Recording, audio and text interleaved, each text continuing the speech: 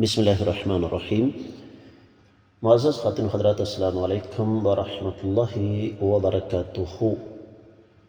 جو انسان بد فعلی کرے اس کی معنوی سزا کیا ہے، یہ ہے ہمارے آج کے حدیث مبارکہ کے سبق کا موضوع۔ مشکات المصابیح کتاب الحدود 3583ویں حدیث کتاب میں اور 29ویں ہے باب میں۔ حدیث کے الفاظ ہیں: وعن ابن عباس رضی اللہ عنہ و ابی ہریرہ رضی اللہ عنہم ان رسول اللہ صلی اللہ علیہ وسلم قال ملعون من عمل عمل قوم لوط، رواہ رسیم۔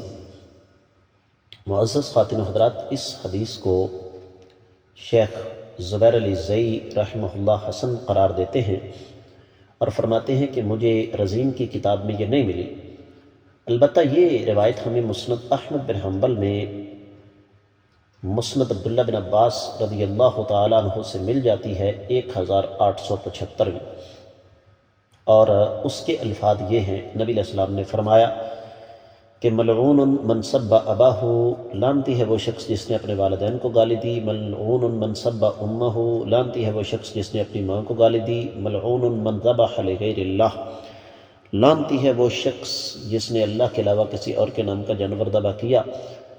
ملعون من غیر تخم الارض، ملعون ہے وہ شخص جو زمین کی حدود کو تبدیل کر دے۔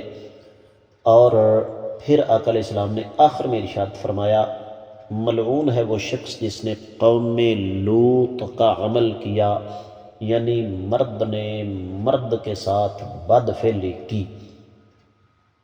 امام بخاری رحمۃ اللہ علیہ اس حدیث کو الادب المفرد میں 892ویں حدیث کے تحت لے کر آئے ہیں، اور اسی طریقے سے مسند احمد بن حنبل میں یہ روایت 2914ویں ہے، یعنی اس حدیث کے کافی سارے شواہد ہمیں مل جاتے ہیں۔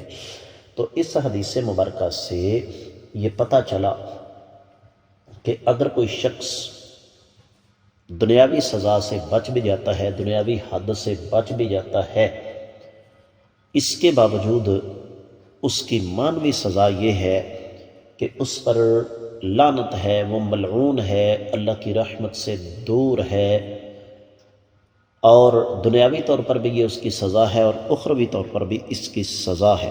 تو حاصل کلام یہ ہے کہ اس فعل سے ہر انسان بچے۔ اس کے ساتھ حدیث کا سبق مکمل ہوتا ہے۔ اجازت دیجیے، السلام علیکم ورحمۃ اللہ وبرکاتہ۔